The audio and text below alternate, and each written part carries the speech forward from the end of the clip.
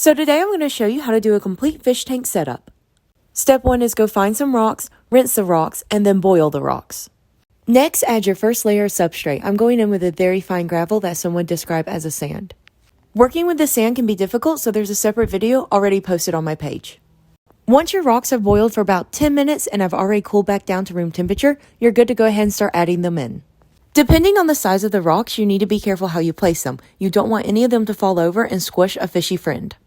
This is what it looked like when I was finished. If you look in the middle, you can see I went for a whole kind of Stonehenge vibe. Now we're going to go ahead and add the filter. I went with the Tetra filter. It's good for a 5 to 10 gallon tank. I like to put mine in the corner. Up to this point, the tank's only been half full of water. That makes it a whole lot easier to do your decorating. But when I added new water, it messed up all the sand, so I decided to go in and redo the rocks on that one side. The next big step is going to be adding your plants. I went ahead and started with one Amazon sword and also this little bee water fern because I thought it was so cute.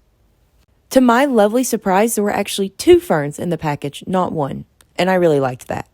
I did struggle with the sword plant because the sand was not deep enough to bury it in. In the end, I wound up having to put rocks on top of it, but that's a-okay, I promise. Also, these are just my starter plants. I really hope to make this a plant-based tank as I continue on.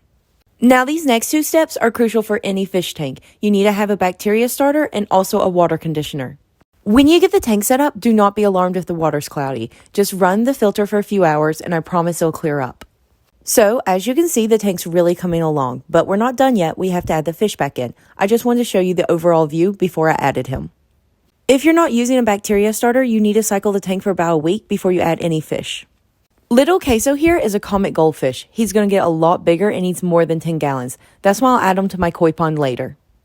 I also plan on going later this week and getting him a few fishy friends, and most likely some snails.